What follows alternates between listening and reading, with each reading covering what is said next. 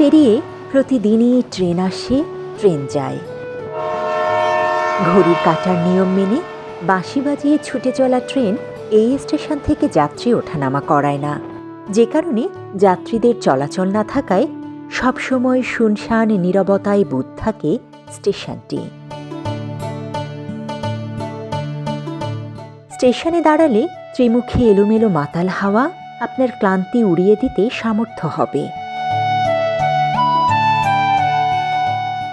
ছোট্ট এই স্টেশনটির পূর্বে খুলনা মোংলা মহাসড়ক, পশ্চিমে যতদূর চোখ যাবে ততদূর শুকিয়ে যাওয়া বিলের বুক জুড়ে জলধারা আর ধুধু প্রান্তর, উত্তর দক্ষিণে সড়কপথ এবং রেলপথের মাঝে সারি সারি ঘের তৈরি করে মাছ চাষ করছেন স্থানীয়রা।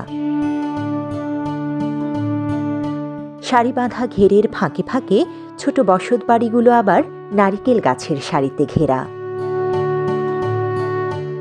পাখির চোখে ঘরগুলো দেখে উদাস শিল্পীর রং তুলির আঁচড়ে ফুটিয়ে তোলা চিত্রকল্প মনে হয়। এক কথায় স্টেশনটিকে ঘিরে রেখেছে ছোট ছোট জলরাশি আর ধুধু প্রান্তর।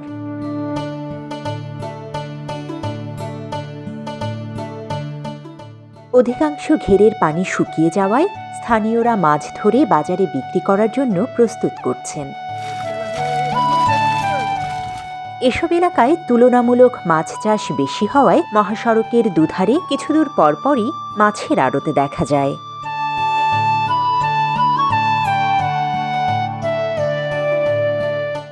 যে স্টেশনের বর্ণনা দিতে গিয়ে প্রকৃতির এত সৌন্দর্য তুলে ধরা, সেই স্টেশনের নাম ভাগা স্টেশন। বাগেরহাটের রামপাল উপজেলার ভাগা নামক এলাকায় অবস্থিত স্টেশনটি। অন্য সব স্টেশনের মতোই এলাকার নামের সাথে মিল রেখে স্টেশনের নামকরণ করা হয়েছে।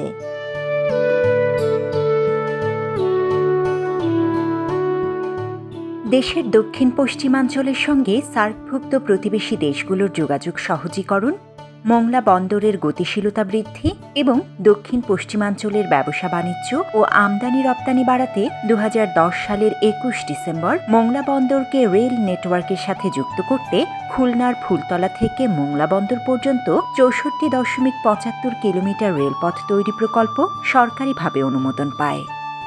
প্রকল্পের কাজ শুরু হয় 2016 সালের অক্টোবর মাসে। 2019 সালে কাজ শেষ হওয়ার কথা থাকলেও নির্মাণ কাজ শেষ হতে 2021 সাল পেরিয়ে গেছে।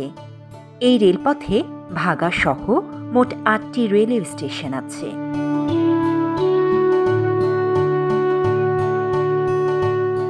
নির্মাণ কাজ সম্পূর্ণ শেষ হলেও স্টেশনের জনবল নিয়োগ না হওয়ায় যাত্রী সেবা চালু হয়নি, যে কারণে প্রায় সব সময় নীরব থাকে স্টেশনটি।